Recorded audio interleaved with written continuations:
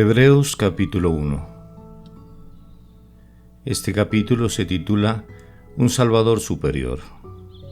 Sean todos bienvenidos.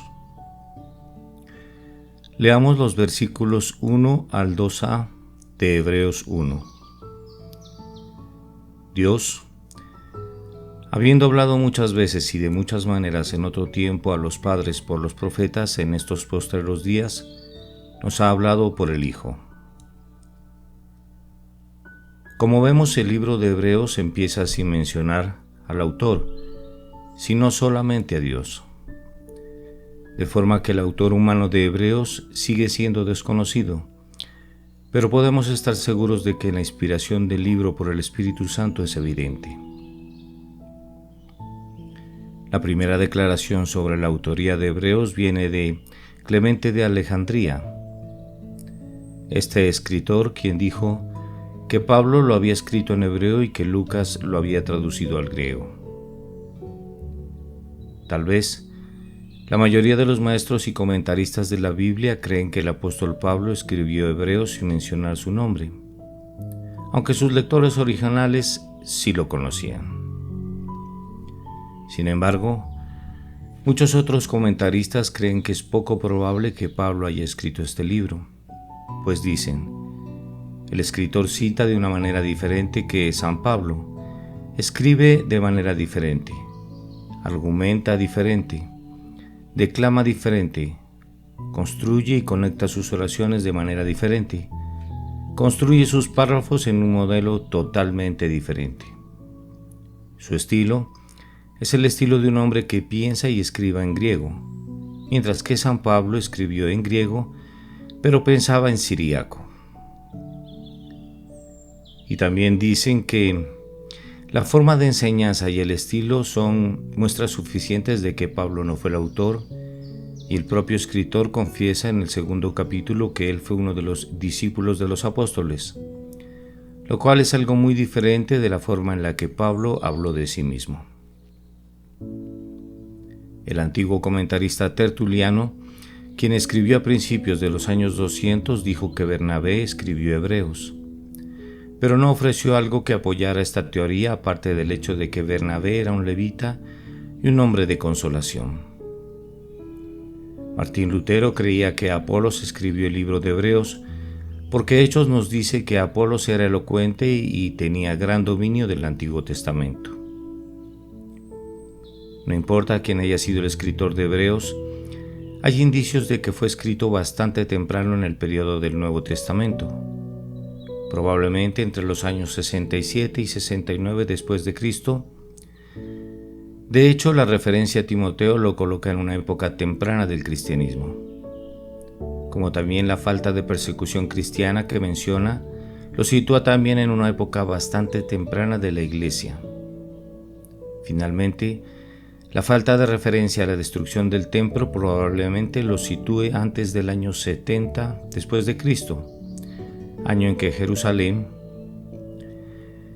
y el segundo templo fueron destruidos. El escritor de Hebreos sabía que Dios existía y que Él hablaba al hombre, pues la deidad de Cristo no debe ser explicada sino adorada, y debe ser aceptada como una verdadera revelación para ser aprendida por la fe, aunque no pueda ser comprendida por el entendimiento. Hebreos es un libro profundamente arraigado en el Antiguo Testamento. Hebreos tiene 29 citas y 53 alusiones al Antiguo Testamento, para un total de 82 referencias, y algo que es significativo es que podemos ver que Hebreos no se refiere ni una sola vez a los libros apócrifos. La estructura del libro de Hebreos evidentemente es diferente a la de otros libros del Nuevo Testamento. Empieza como un ensayo, continúa como un sermón y termina como una carta. Obviamente, Hebreos fue escrito a cristianos con origen judío, pero también fue escrito a los griegos en análisis de Jesús como la realidad última. Este enfoque de la naturaleza de Jesús claramente explica al Salvador a la mentalidad de los filósofos griegos. Cuando el pasaje dice: nos ha hablado por el Hijo, no es tanto que Jesús haya traído un mensaje del Padre, sino que Él ciertamente es un mensaje vivo del Padre. La idea aquí es que Jesús es mucho más que el mejor de los profetas, puesto que Él nos ha revelado algo que ningún otro profeta podía revelar. La revelación de Jesús mismo fue única, porque no solo fue puramente el mensaje de Jesús y de Dios revelado, sino que también fue la personalidad de Dios a través de la cual nos llegó el mensaje. La personalidad de Pablo, Pedro, Juan y otros escritores bíblicos es clara y edificante en sus escritos. Sin embargo, es en la revelación de Jesús donde vemos la personalidad misma de Dios. El libro de Hebreos en su mayor parte no presenta a Jesús hablando de sí mismo. Y hay un sentido del por qué en este libro el Hijo no habla de sí mismo, y es que el Padre es el que habla acerca del Hijo. El libro de Hebreos es Dios el Padre hablándonos acerca de Dios el Hijo, y aquí podemos decir que si los hombres no pueden aprender sobre Dios por el Hijo, podemos estar seguros de que ninguna cantidad de voces o acciones proféticas los convencerá. Ahora leamos los versículos del 2 al 3. A quien constituyó heredero de todo, y por quien asimismo hizo el universo, el cual, siendo el resplandor de su gloria y la imagen misma de su sustancia, y quien sustenta todas las cosas con la palabra de su poder, habiendo efectuado la purificación de nuestros pecados por medio de sí mismo, se sentó a la diestra de la majestad en las alturas. Aquí empieza una sección gloriosa que describe a Jesús primero como el heredero de todo. Esta es la idea de que Jesús es preeminente, lo cual va de acuerdo con su posición como primogénito sobre toda la creación. También vemos en este pasaje que la antigua palabra griega traducida a universo es aion, de la cual obtenemos nuestra palabra eón o eternidad. Y esto significa que Jesús hizo más que el mundo material, pues también hizo las edades. Así las cosas, la historia misma es la creación indiscutible del Hijo de Dios. Jesús es el resplandor de la gloria del Padre. La antigua palabra griega para resplandor es apaugasma, que habla del resplandor que brilla desde una fuente de luz. En este sentido, Jesús es el resplandor de la gloria de Dios.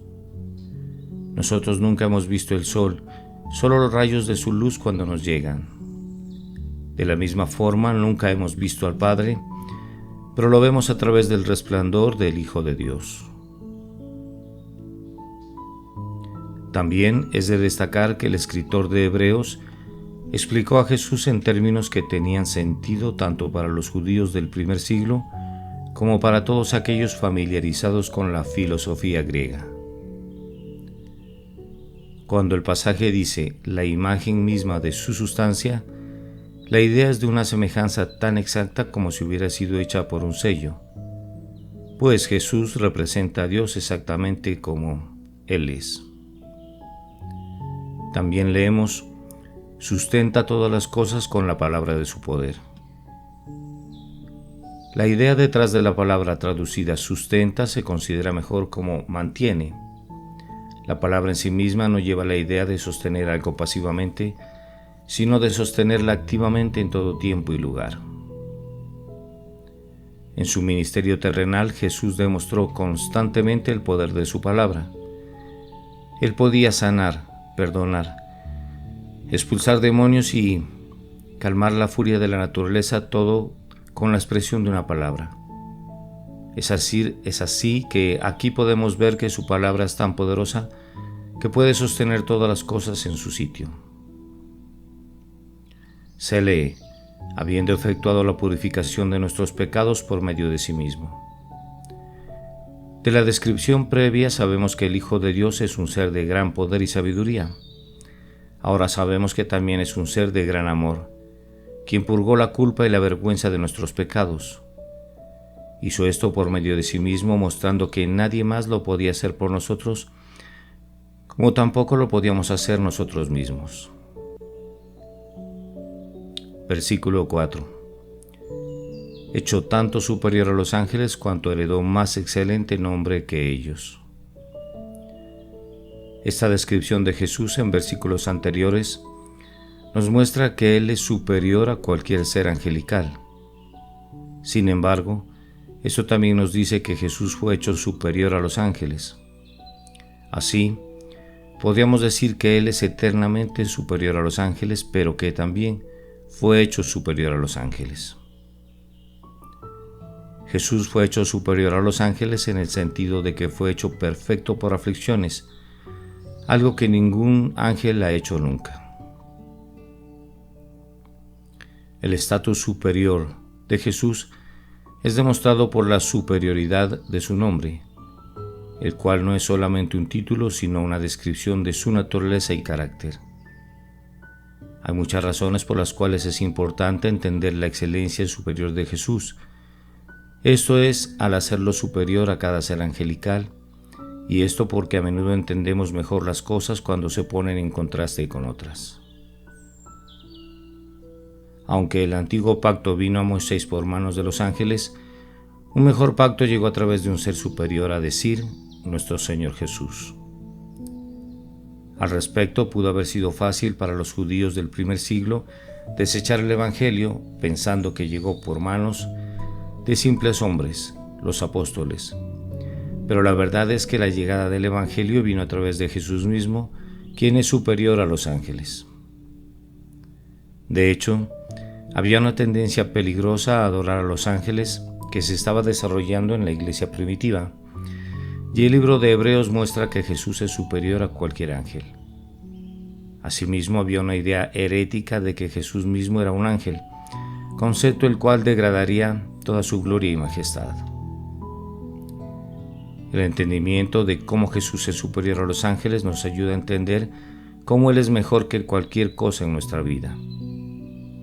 En este sentido, el propósito de Hebreos es como el propósito de la transfiguración de Jesús mencionada en los Evangelios, en el cual cada uno pudiera gritar y decir: «Este es mi Hijo amado, a él oíd». Pasemos al versículo 5 de Hebreos capítulo 1. Porque ¿a cuál de los ángeles Dios dijo jamás: «Mi hijo eres tú»? Yo te he engendrado hoy y otra vez, yo seré el Padre y él me será a mi hijo. El autor de Hebreos comprobó que Jesús es superior a cualquier ser angelical sencillamente porque Dios el Padre le dice a Dios el Hijo cosas que nunca le dijo a los ángeles. Los judíos veneraban a los ángeles debido a su lugar en la entrega de la ley, y por esta razón era esencial que los cristianos judíos aprendieran por esta comparación algo de la superioridad infinita de nuestro Señor sobre los seres angelicales, los cuales tenían un lugar tan destacado en la vida judía. Dice: «Mi hijo eres tú». El Salmo 2:7 muestra que Dios el Padre llamó a Jesús Hijo. Esto claramente muestra que Jesús es superior a los ángeles, porque a ningún ángel se le dio jamás este gran nombre. Y aunque los ángeles pueden ser colectivamente llamados hijos de Dios, así como en Job 1:6, a ningún ángel le ha sido dado ese título individualmente. También debemos destacar que Dios el Padre, hablando con Dios el Hijo, lo describió como engendrado, destacando también que la palabra engendrado habla de la igualdad en sustancia y esencia natural entre el Padre y el Hijo, lo cual significa que el Padre y el Hijo comparten el mismo ser. Versículos 6 y 7. Y otra vez, cuando introduce al primogénito en el mundo, dice: «Adórele en todos los ángeles de Dios». Ciertamente de los ángeles dice: «El que hace a sus ángeles espíritus y a sus ministros llamas de fuego». La palabra primogénito fue usada tanto como un concepto como asimismo para una designación para el que había nacido primero. así como el hijo primogénito era el primero en la fila y recibía la posición de favor y honor, el título primogénito podía indicar que alguien tenía el más alto honor y posición. Deuteronomio 32:43 muestra que Jesús es superior porque Él es el objeto de la adoración angelical y no un adorador más entre los ángeles. Los ángeles le adoran, mas Él no adora entre ellos. Apocalipsis 5 nos da un vistazo de la adoración a Jesús por parte de los ángeles, y el Salmo 104:4 demuestra que Jesús es el Señor de los ángeles. Entonces ellos son sus ángeles y sus ministros. Como tal, los ángeles pertenecen a Jesús y Él no está entre ellos. Leamos los versículos 8 al 12 de Hebreos capítulo 1. Mas del Hijo dice: Tu trono, oh Dios, por el siglo del siglo, cetro de equidad es el cetro de tu reino. Has amado la justicia y aborrecido la maldad, por lo cual te ungió Dios, el Dios tuyo, con óleo de alegría más que tus compañeros. Y tú, oh Señor, en el principio fundaste la tierra y los cielos son obra de tus manos. Ellos perecerán, mas tú permaneces, y todos ellos se envejecerán como una vestidura. Y como un vestido los envolverás y serán mudados, pero tú eres el mismo y tus años no acabarán. De nuevo el énfasis es que Dios el Padre le dice a Dios el Hijo cosas que nunca se les dicen a los seres angelicales. También en el Salmo 45, 6 al 7, se nos dice claramente que Dios el Padre llama al Hijo Dios. Cuando la primera persona de la Trinidad habló con la segunda persona de la Trinidad, lo llamó Dios. Esta es una evidencia única y poderosa de la deidad de Jesús. Algunos argumentan que hay muchos en la Biblia llamados dioses, con D minúscula, como Satanás en 2 de Corintios 4:4 y jueces terrenales en Salmos 82, 1 al 6. Pero estos simplemente son diosesillos supuestos que pretenden el trono del verdadero Dios. En cambio, Jesús es el Dios viviente y verdadero, llamado aquí de esa manera por el Padre y también por Juan en el capítulo 1 y el versículo 1. Por Tomás en Juan, capítulo 20 y versículo 28, y por Pablo en Tito, capítulo 2, 13 y capítulo 3, 4. También dice: por lo cual te ungió Dios, el Dios tuyo. Esta frase muestra la increíble interacción entre las personas de la Trinidad. La frase Dios, el Dios tuyo, habla del Padre y su posición de autoridad sobre la segunda persona de la Trinidad. Luego, el término te habla del Hijo, y finalmente la palabra ungió tiene en mente el ministerio y la presencia del Espíritu Santo, la tercera persona de la Trinidad. Salmos 102, 25, 27 muestra que el Hijo no solo es llamado Dios, sino también Señor. Luego, el Hijo es descrito con términos y atributos que pertenecen solo a Dios. Esto muestra que Jesucristo, la segunda persona de la Trinidad, es soberano, y así es como se llega a concluir más específicamente que el Señor es el Creador. Leemos: ellos perecerán, mas tú permaneces. Esto muestra que Jesucristo, la segunda persona de la Trinidad, es autoexistente, tal como Salmos 102, 25 y 27 lo dice del Señor. Leemos: y como un vestido los envolverás y serán mudados. Esta frase muestra que Jesucristo, la segunda persona de la Trinidad, es soberano, con autoridad sobre toda la creación e historia, tal como Salmo 102 lo dice del Señor. También se lee: tú eres el mismo. Esto muestra que Jesucristo, la segunda persona de la Trinidad, es inmutable, invariable y eterno, cuando dice tus años no acabarán. Salmos 102 lo dice del Señor, y el escritor de Hebreos dice que aplica también a Jesús. Versículos 13 y 14. Pues a cuál de los ángeles dijo Dios jamás: siéntate a mi diestra hasta que ponga a tus enemigos por estrado de tus pies. ¿No son todos espíritus ministradores enviados para servicio a favor de los que serán herederos de la salvación? Ahora, por séptima vez en este capítulo y para terminar esta interpretación, el escritor de Hebreos cita las escrituras hebreas para demostrar que Jesús, el Mesías, es superior a cualquier ser angelical. El escritor citó Salmo 110:1 para mostrar de nuevo que Dios el Padre le dijo cosas a Jesús el Mesías que nunca le dijo a los seres angelicales. Salmo 110:1 nos dice que el Mesías tiene este lugar y postura exaltada en el cielo. Así cualquiera que se siente en la presencia divina muestra que tiene todo el derecho de estar ahí.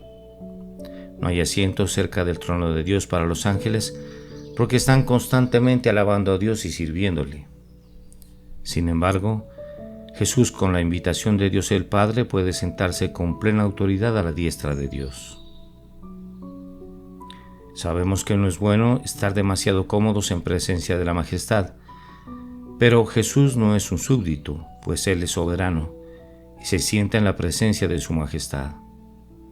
De la misma manera, a los ángeles no se les permite relajarse en la presencia de Dios, pues ellos están de pie delante del Padre, pero el Hijo se sienta porque Él no es un súbdito, Él es el soberano. Los ángeles son espíritus ministradores, no espíritus gobernantes. Su llamado es el servicio, no el dominio. Los ángeles en este aspecto son como juguetes que nunca paran. Siguen trabajando mientras que el Hijo puede tomar una postura de descanso porque Él es el Hijo. Jesús también es llamado siervo y ministro, pero esto es parte de su humillación voluntaria, no de su naturaleza esencial, como lo es en la naturaleza esencial de los ángeles ser siervos. Ya para finalizar, leemos que la palabra dice, enviados para servicio a favor de los que serán herederos de la salvación. A los ángeles se les ordena servir a Dios, pero Él comparte a estos, sus siervos, con hombres y mujeres redimidos. Esto muestra el gran amor de Dios por el hombre y cómo Él quiere compartir todas las cosas con nosotros. Ya para finalizar, es importante observar que comparando Hebreos 1:2 y 1:14 es particularmente notable en relación con el tema principal de la epístola que tanto Cristo como los cristianos son descritos como herederos de su Padre. Amén.